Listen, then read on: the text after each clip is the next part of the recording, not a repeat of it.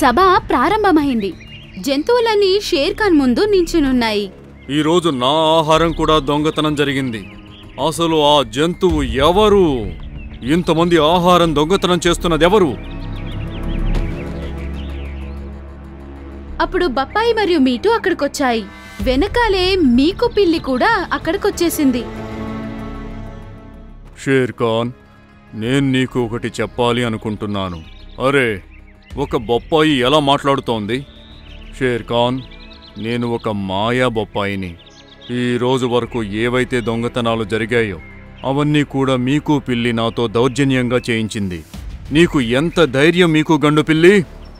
లేదు షేర్ ఖాన్, ఇది అబద్ధం చెప్తుంది. ఒకవేళ నమ్మకం లేకపోతే మీరందరూ ఇతని ఇంటికి వెళ్ళండి. అది విని జంతువులన్నీ దాని ఇంటికి వెళ్ళాయి. అక్కడ షేర్ ఖాన్ ఏం చూశాడంటే అది ఉదయం వేటాడిన జంతు యొక్క మాంసం తన ఇంట్లో ఉంది. ఈ రోజు నుంచి 20 రోజుల పాటు నువ్వు నల్లటి గుహలో బందీగా ఉంటావు. షేర్ ఖాన్ మీకు పిల్లికి శిక్షణ విధించాడు మరియు బప్పాయిని ఇలా అడిగాడు. బొప్పాయి, నువ్విప్పుడు ఎక్కడికి వెళతావు? మళ్ళీ ఎవరైనా స్వార్థపరుల చేతికి దొరికితే అప్పుడు వాళ్ళు మళ్ళీ నీతో చెడ్డ పనులు చేయిస్తారు. నేను మీటుతో పాటే ఉంటాను. ఇతను చాలా మంచివాడు.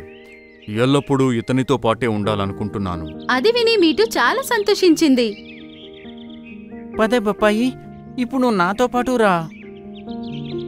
బప్పాయి మీటుతో పాటు తన ఇంటికి వెళ్ళిపోయింది మరియు ఆ రోజు నుంచి బప్పాయి మీటుతో పాటే ఉంటూ ఉంది.